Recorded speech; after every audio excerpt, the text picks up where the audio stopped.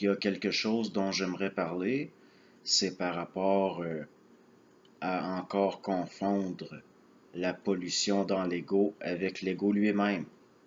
Parce que là, il est souvent question d'amenuiser l'ego, de diminuer l'ego, mais c'est encore confondre la pollution dans l'ego avec l'ego lui-même. Et ça, en quelque sorte, c'est de la spiritualité.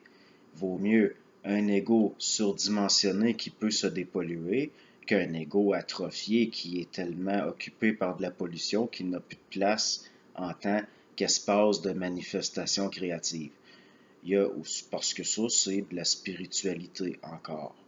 Et puis, là, c'est à mes yeux, là, mon opinion, je ne suis pas dans l'assertion. Il y a aussi l'idée de travailler sur soi ou de faire un travail en soi. Ça, c'est encore lié à de l'illusion du libre arbitre, au sens où, par rapport là, au supramental, les forces qui travaillent de l'ego viennent de l'extérieur de l'ego. L'ego ne peut pas se travailler lui-même. Désolé. C'est pour ça qu'il a été dit que pour évoluer, on ne peut rien faire. Parce que ce n'est pas nous qui décidons. Ça fait encore partie de l'illusion du libre arbitre. Et l'idée que l'ego peut se travailler lui-même, ça, c'est de la psychologie. Tout simplement.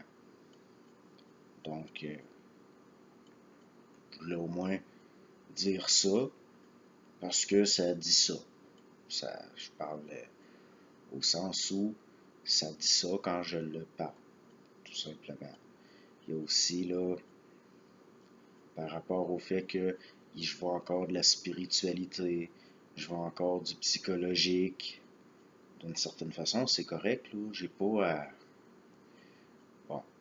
Puis là, pourquoi je fais pas d'avertissement? Parce que là, vu qu'il y a eu toutes sortes de choses là, par le passé, par rapport à des chocs au niveau là, du matériel, le matériel là, de ce qui est canalisé, de ce qui est dit, du supramental. Il y a même eu des suicides, et puis il y en a, ils vont faire l'avertissement de ne pas croire.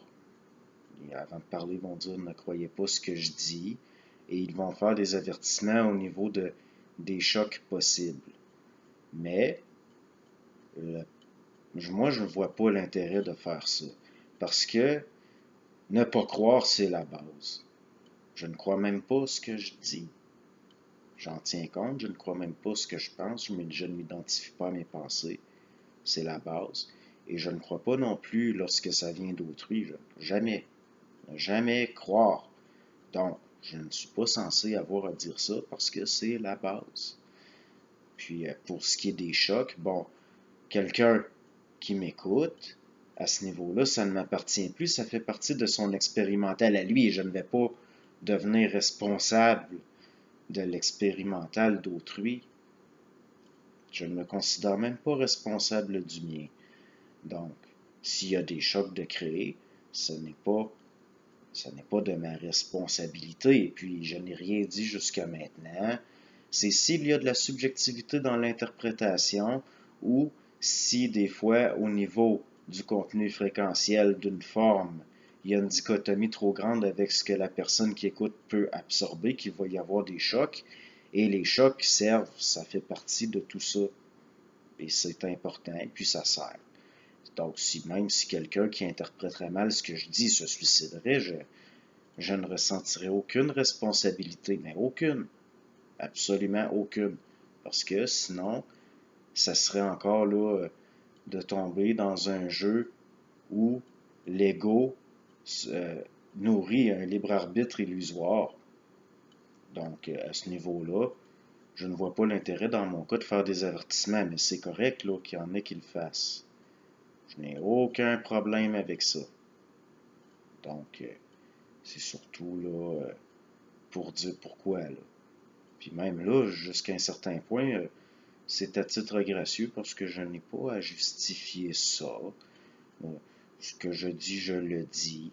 Dès que c'est réinterprété dans la perception d'autrui, cela ne m'appartient pas.